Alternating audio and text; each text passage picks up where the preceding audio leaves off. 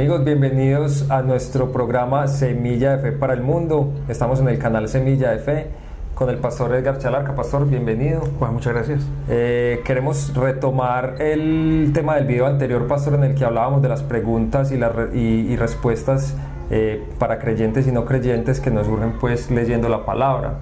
Recuerdo que quedamos en una pregunta muy puntual y es: ¿por qué, si Dios es bueno, permite el mal? Ok. Juan, bueno, Dios es bueno, seguirá siendo bueno, y no es cuestión de que Él permita el mal. El mal se origina en Satanás, dice la Escritura en Isaías capítulo 14 y Ezequiel capítulo 28, que Él, siendo un querubín protector, creado casi, dice la Escritura, siendo perfecto, Sí. se halló maldad en Él. Él es el origen del mal, se halló altivez, orgullo, quiso ser igual a Dios y Dios lo desterró y cayó a la tierra. Al caer a la tierra, pues obviamente Dios coloca el huerto del Edén, allí coloca al hombre y Satanás pues contaminando toda la tierra menos aquel huerto del Edén. A través del pecado pues contamina lo poco que había, que era puro en la tierra, que era el huerto del Edén y el hombre. Y a través de esa maldad que está impregnada en él por naturaleza, pues nos contagió a nosotros y por ende, pues a través de esa maldad, la Biblia le llama pecado, entonces nosotros heredamos la muerte. Así que Dios es bueno, no es que lo permita, lo que pasa es que hay un plan trazado. Satanás es el origen del mal, Satanás es el origen del pecado, Satanás es el origen de la rebeldía o la transgresión, como le dice la palabra, Sí. pero Dios ideó un plan que nos redime de toda esa maldad y de todo ese pecado, y es a través de Jesucristo su Hijo. Ok, entonces, si Dios tiene un plan diseñado y quiere un mundo perfecto, un mundo ideal, pues surge la pregunta, y de hecho he tenido conversaciones con algunas personas y dicen: Dios, ¿por qué no simplemente arregla esto y ya? ¿Sí? ¿Qué es lo que debemos esperar para que todo se solucione, para que todo llegue a un estado perfecto de cosas, que fue pues como el diseño original de Dios? Ok, de hecho Dios sí lo va a arreglar, lo que pasa es que no es, lastimosamente no es en nuestro tiempo o bajo el tiempo de lo que nosotros queremos. Sí. Pero hay un tiempo trazado, Dios ha planeado todas las cosas. Recuerde lo que estábamos diciendo en el tema anterior, o el día anterior, era que Dios ha prefijado todas las cosas. Y en el libro de Eclesiastés, en el capítulo 3, enseña de que en el tiempo de Dios, lo que ha de ser en el futuro fue ya en el pasado. Y nuestro futuro, aunque es desconocido, ya Él lo ha visto y ya ahí nos redimió. ¿Cómo es posible que la Biblia dice en el libro Apocalipsis que el Cordero fue inmolado antes de la fundación del mundo? Sí. Cuando para nosotros fue inmolado hace solo 2000 años. Sí. Pero en realidad no, en realidad en los planes de Dios Él fue inmolado, el Cordero fue inmolado antes de que la tierra existiera, antes de que el mundo existiera. Es porque Dios en sus manos tiene todas las cosas.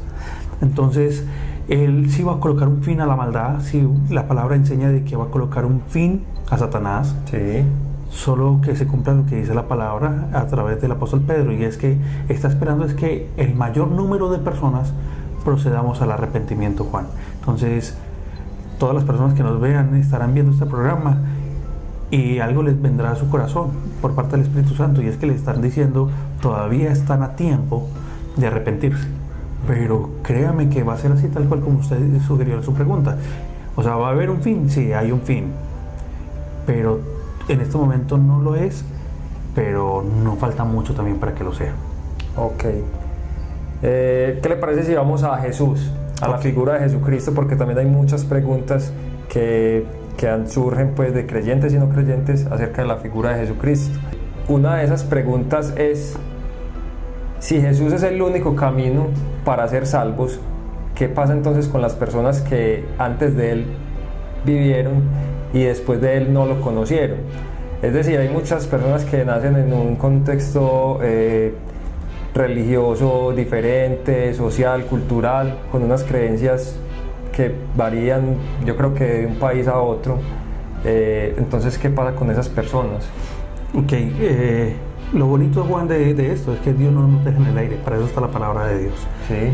En la carta de los Hebreos dice que Dios colocó sus leyes en los corazones de los hombres, escribió el deseo o su voluntad, o sea, los valores de lo bueno y lo malo en nuestros corazones. Hay personas que no saben nada de Biblia, pero saben que es bueno, saben que es lo malo, saben que robar no es bueno. Y hay algo en sus corazones que les dice, eso no está bien, engañar no está bien, mentir no está bien. Lo que pasa es que luego de tanto hacerlo, pues obviamente sacamos cicatriz a esto y lo sabemos manejar. Pero lo que no entendemos es que en nosotros está la ley de Dios. Sí. Esto dice la palabra. Solo voy a decir 2 versículos, pero les recomiendo que lean todo el capítulo. En Romanos capítulo 2, el versículo 14 dice: porque cuando los gentiles que no tienen ley hacen por naturaleza lo que es de la ley, esos, aunque no tengan ley, son ley para sí mismos, mostrando la obra de la ley escrita en sus corazones, lo que yo estaba citando hace un momentico, dando testimonio su conciencia y acusándoles o defendiéndoles su razonamiento. En el día en que Dios juzgará por Jesucristo los secretos de los hombres, conforme a mi evangelio, dice el apóstol Pablo. Entonces, Dios va a juzgarnos a todos los hombres. Sí. Lo que va a resultar ese día de juicio es el evangelio. Y aquellas personas que dicen de pronto, pues yo no conocí el evangelio, yo no escuché, yo nací en una tribu nómada, yo nací en los rincones del mundo donde no llegó la palabra de Dios. Dios les va a juzgar por la conciencia, basado en que colocó las leyes en sus corazones de lo bueno y de lo malo. Okay. O sea, en pocas palabras, Juan, lo que está diciendo es que ninguna persona es eximida. Nadie tiene excusa entonces. Nadie tiene excusa. Okay. Y eso ha pasado de pronto con nuestros antepasados o con aquellas personas que han muerto sin que les prediquen el evangelio. Descansamos en la soberanía de Dios. Dios conoce muy bien a las personas. La Biblia dice en el libro de Gálatas, en el capítulo 6, de que no nos engañemos a nosotros mismos, pues Dios no puede ser burlado. Y Dios sabe quién es bueno, quién es justo, quién es correcto y quién no. Sí, además que hay que partir de la base, pues también pienso yo de que Dios es justo y Él no va a condenar a nadie que no lo merece. Así es. Sí. Ok, sigamos con la figura de Jesucristo, porque hay un pasaje muy puntual, un milagro, llamémoslo así, en el que Jesús multiplica los panes y los peces. Sí. Entonces también me han preguntado, ¿por qué si Jesús multiplicó los panes y los peces, porque el día de hoy no se hace lo mismo para acabar con el hambre? Pues algunas preguntas lo han hecho, es un poco chistoso, pero es real y es capcioso y muchos se lo preguntan. Sí, bueno, en realidad es que Dios ha sido tan justo y tan correcto que colocó la tierra para que todos viviéramos de ella. De hecho, la llamada superpoblación en realidad no existe. Lo que estamos es confinados a las grandes ciudades, a las grandes urbes. Sí. Pero cuando salimos de las ciudades lo que vemos es espacio. Campo, sí. Y vemos campo. Lo que pasa es que no hay equidad, hay desigualdad. Entonces vemos unos que tienen más y otros que tienen menos o que no tienen nada. Pero eso no es culpa de Dios, es culpa de nosotros mismos. Es la decisión que hemos tomado de autogobernarnos y decir, no necesitamos a Dios, nosotros podemos solos. Y ese es el resultado. Lo que pasa es que cuando no nos va bien, le echamos la culpa a Dios y decimos que Él es el causante de nuestros males y el causante de que no vivamos como deberíamos vivir.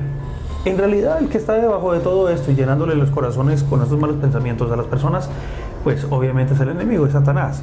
Es el devorador, el acusador y especialista en esto. Pero cuando vamos a la palabra de Dios, Jesús dijo, van a conocer la verdad y la verdad les hará libres.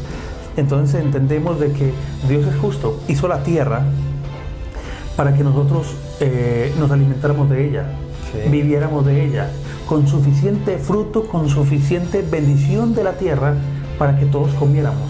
Sí. Pero hoy en día no todos comemos.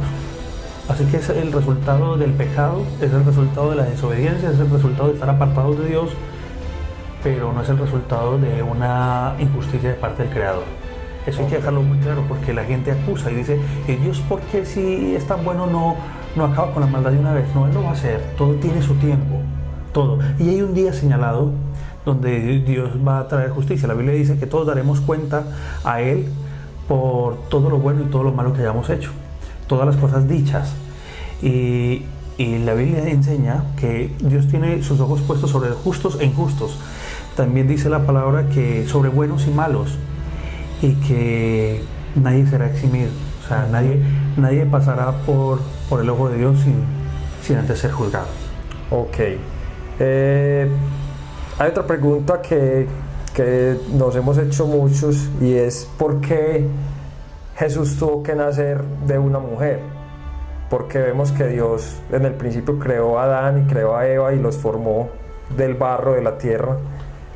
Porque si Jesús ya era un ser que existía en el cielo, simplemente ¿por qué no lo puso en la tierra? Porque tuvo que ser a través de una mujer. ¿O cuál es el significado que hay detrás de eso, de esa decisión de Dios usar a una mujer para que naciera el Salvador del mundo? Sí, bueno, no podía, o sea, no, de poder sí. ¿Podría Jesús aparecer tan solo como la deidad que es, como Dios? Sí, pero tendríamos la excusa nosotros los hombres, Juan, de decir es que Él pudo vencer porque es Dios. Y no sabe lo que yo siento como humano. Entonces hay que entender esto. Vamos al principio, un corto principio, y es que la única forma de ser redimidos era a través de un pago, de una propiciación, y esto se hacía a través de sangre. Y la única forma era a través de un ser vivo. Como Dios, pues no iba a hacer el sacrificio.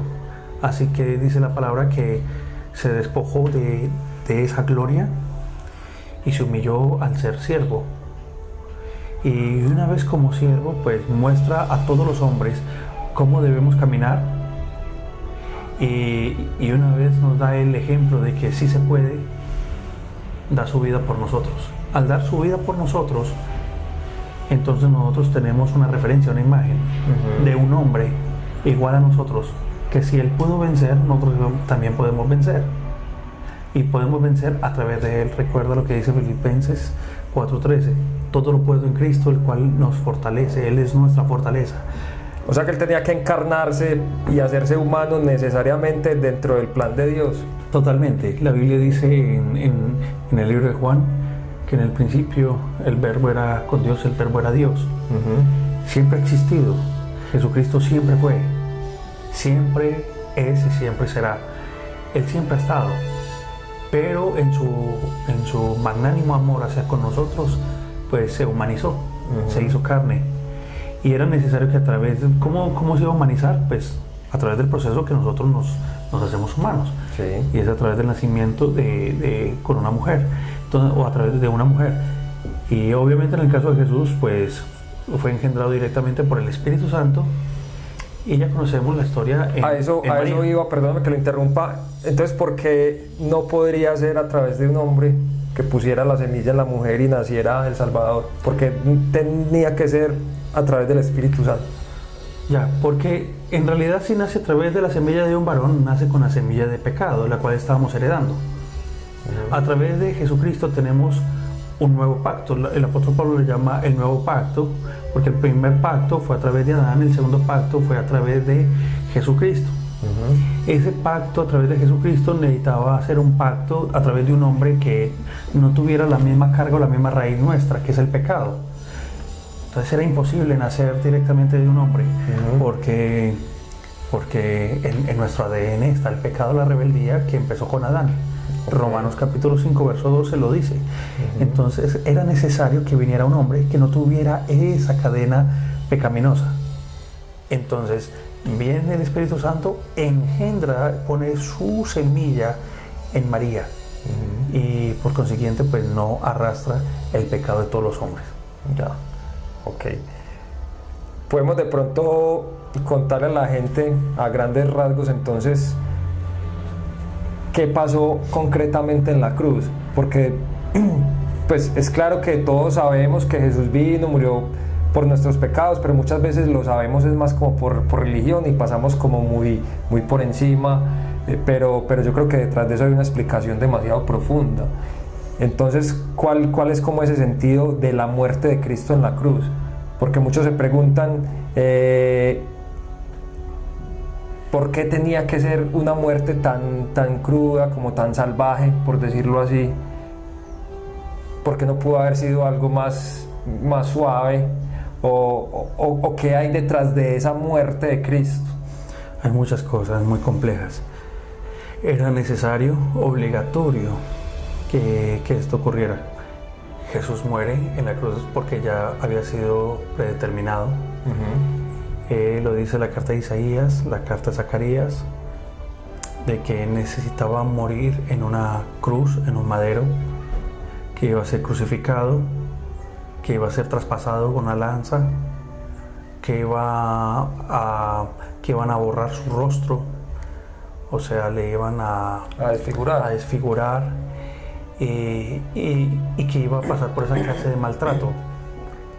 Pero todo esto no en vano, sino por amor al mundo. De tal manera dice la Escritura que amó Dios al mundo, que envió a su Hijo unigénito para que todo aquel que en él crea no se pierda, sino que tenga vida eterna. La trampa de Satanás es que nosotros tengamos una cantidad de puertas y alternativas para encontrar salvación. Cuando vamos a la palabra, el único medio es Jesucristo. Lo que pasa es que Jesucristo nos pide cambios genuinos, nos pide arrepentimiento, nos pide que el ladrón deje de robar, que la prostituta pues deje de ejercer la prostitución, que el mal hijo pues empiece a honrar a los padres, que el mal esposo pues se convierta y sea buen esposo, que la esposa pues honre a su esposo y continúa así. O sea, eso nos pide realmente Jesucristo. La religión no, la religión, Juan, nos pide, más bien no nos pide nada. No importa cómo nosotros seamos, sí, que no importa cómo seamos, no necesitamos cambiar y realmente todos vamos al cielo. Cuando vamos a la palabra de Dios, el único medio para ir al cielo es a través de Jesucristo, pero no saber quién es Jesucristo. La gente sabe quién es Jesucristo, todo el mundo sabe quién es Jesús. Ese no es el problema es ser como Jesús. De ahí se deriva la palabra cristiano, quiere decir un imitador de Jesucristo. Entonces, ¿quiénes somos cristianos? Los que le imitamos y los que queremos ser más como Él. Entonces, esa es la importancia de Jesús y su sacrificio en la cruz del Calvario. Y bueno, pues es tan grande, pero creo que vamos a seguir en el próximo programa. Claro que sí, pastor. Entonces, invitemos a la gente para que nos sigan acompañando. Hay muchas más preguntas que vamos a seguir tratando de responder a la luz de la palabra. Los invitamos a que se suscriban a nuestro canal Semilla de Fe, para que hagan sus comentarios, sus preguntas, que nos sugieran temas para que tratemos. Y bueno, los esperamos en una próxima oportunidad. Dios les bendiga.